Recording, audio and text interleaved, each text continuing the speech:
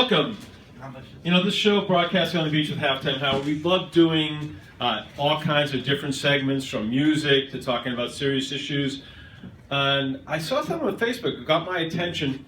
Eileen Schuss, who's a Hofstra graduate, right? Yay, Hofstra. And she talked about her wildlife photography, and I said, you know, that's a really cool segment, something we haven't done before.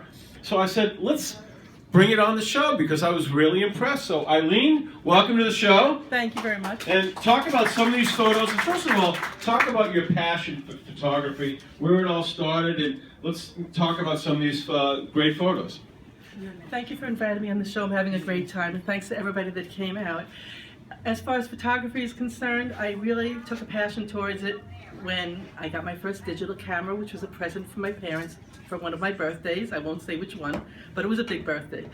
And I started taking photos and enjoying it, and then next thing you know it, I heard about a worldwide photo walk, and I decided, let me organize one for Long Beach to try to get them people back in town that would see what Long Beach is about and take photos.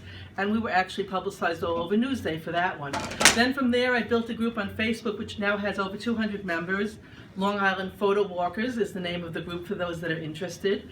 And we've done library shows, like one in Hewlett Woodmere Library recently, a lot of which these photos here are from. And the basic idea behind it is to get people together socially. You get outside, you have a lot of fun, you learn about photography from people that know more than you do, and even the ones that are beginners have new talents and new ways of looking at the world. So we all learn from each other. Plus, it's a nice form of exercise and fresh air. And let's face it, we love the animals, and I hope everybody here does too. Let's talk about some of these great photos, especially the wildlife. Okay, well, again, my focus tends to be mostly on birds. I just happen to love them a lot. This one over here was taken right here in Oceanside. Well, we're in Island Park, but our next door neighbor. This is actually a greater egret, and I was lucky enough to get close to him because he was being fed by one of the people that runs the place. And kind of looks a little bit like China, like bamboo behind it, but they're actually reeds. I just love the setting for that.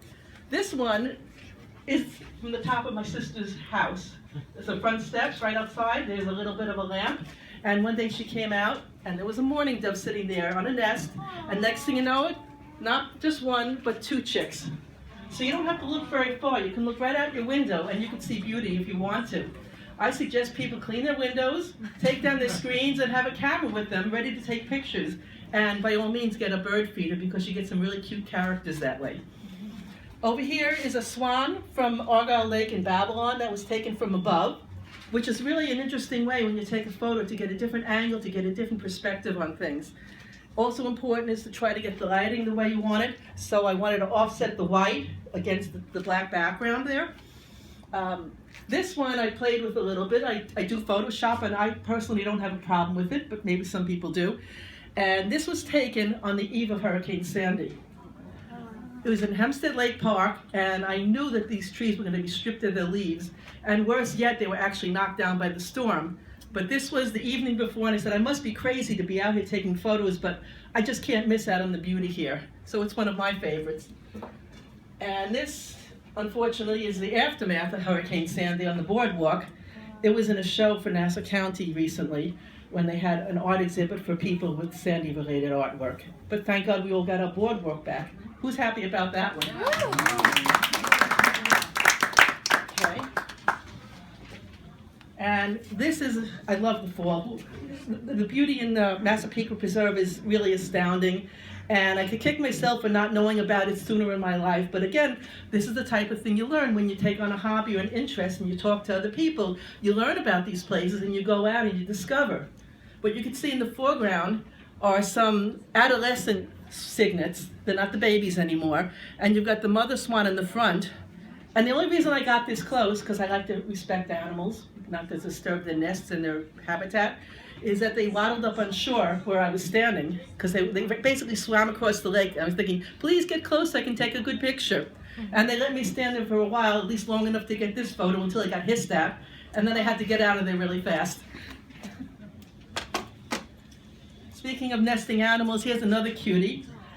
This is known as an American oyster catcher, and it's chick that's about 2 days old, taken on the sands of Long Beach itself. And if you keep your eyes open on the photography site, you'll start to hear about when these chicks are hatching, and you go out and you watch them and all the people that get in trouble when they don't pay attention to the nests and get themselves chased by the birds. Something you really want to steer clear of. Again, I would recommend to everybody, please respect the animals. Do not intrude on them. Do not cause them to change their behavior by getting too close. But if you bring a nice lens and you respect them, you'll get nice photos out of the deal. And by the way, I shoot with a pocket camera. He's holding the camera over there if you want to see. That's all I use. You don't even have to have an expensive camera to do it. You just have to have a steady hand and an eye for it, and a lot of patience. Hicks Nursery has shows a couple times a year. This is from their Spring Garden show. And if you go for what's known as a macro shot, you zoom in really close. Actually, you hold the camera really close without zooming, because otherwise it would be blurry. And you could pick up details and things of interest you otherwise wouldn't necessarily notice. So it's fun to see the world up close as well as far away. And another example of that from the same place. Can anybody tell what this is? Any guesses? It's a close-up of an iris. If you could zoom in and then you can see, like, it looks almost like there's a bat or some kind of other alien creature inside there. But if you don't zoom in, you don't see these things. So, try to make that interesting. Sometimes animals will get friendly with you. Like this little ruddy turnstone. Never heard of the name before until I saw it at Jones Beach. There was a little faucet over there and the bird was coming by for sips of water. Every time somebody would go for water and leave it dripping a little bit, this bird came over and took some sips out of it. And he actually wasn't even afraid of humans, but the way I found out that it was a ruddy turnstone is because I put it up on Facebook and I asked my friends in my photography group and my birding group, what is that? I've never seen one of those before. So now I can rattle off names of birds I've never heard of just because I do this type of thing. And by the way, this is a different type of paper than the other ones that it's printed on. It's known as a metallic paper. If you have a chance to print on that, you'll get deeper color, and it really doesn't cost a lot more to do that either. So you could try different media when you take photographs. I love this one. This one I printed for a few people. Has anybody ever seen this before? Does anybody know what this is? Who knows? Raise your hand. Go ahead. Lifeguard headquarters a little bit? Yes, this is the lifeguard headquarters, but it's not there anymore. When Hurricane Irene came through, what happened?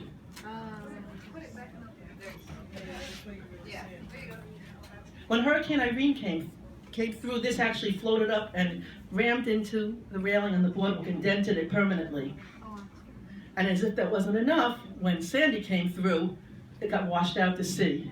So whenever I see this photo, I get a little bit of a lump in my throat saying this would have been a beautiful thing. And I had no idea when I took this photo at sunset that that was going to be the destiny of this unfortunate building as well as the whole area. These guys over here are really peculiar birds. They make a barking noise. They really do sound like dogs. They have really long, angular wings. And you can see them in Nickerson Beach, flying in one after the next, skimming along the water with their beaks, the lower part of which is longer than the top part, because they basically are called skimmers, black skimmers, and they skim the water to get their food. But on this particular day, they weren't doing so much skimming as they were huddling together, trying to stay warm because it was a very, very windy day. And you notice, what do you notice about these birds, besides the fact that they're all together? They have a red beak.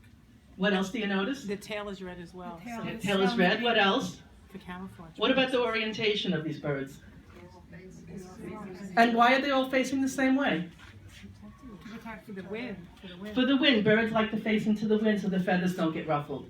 So it's like a little sailor trip. I also am a sailor, and if you're looking for which way the wind is coming, this is one telltale. See which way the bird's sitting. They all tend to face into the wind so their feathers don't get ruffled. And speaking of wind, here's a full shot of a great egret. And the wind is having its way with its mating plumage, which is blowing all over the place. So I guess you can call this one blowing in the wind, right? But these wispy feathers are not always seen the way you see them here, but they are raised like a peacock raises its tail to attract a mate. And so this is also in the Oceanside Marine Nature Study Preserve area, which I really recommend people get out to. It's free, it's open Tuesday, I believe, through Saturday or Sunday. You can look it up on the website. They have a Facebook group. And sometimes they'll have tours of the place, and they'll show you things you didn't even know existed in the area.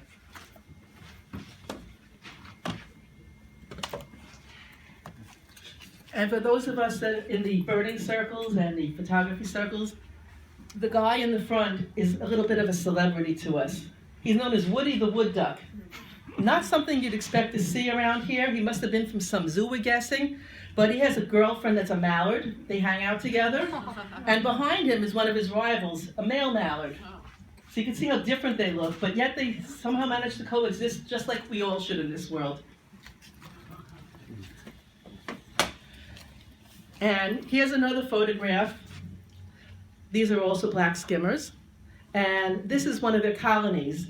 They hang out in the dunes, which are roped off areas that you're not supposed to go near, and I didn't. And the terns nest there, the black skimmers nest there, and also the American oyster catchers. So when you go at the right time of year, you can see these guys raising their chicks, and it's really adorable. Bring a long lens because you're not going to get very close. They not only will one or two of them attack, they'll all attack you because they do it as a group. They're very protective that way. Okay. And this is a duck. We've all seen these ducks before, but the key is to catch it in a pose that's maybe of interest. Now, I wasn't lucky the first few times I tried. The other ducks jumped in before this one.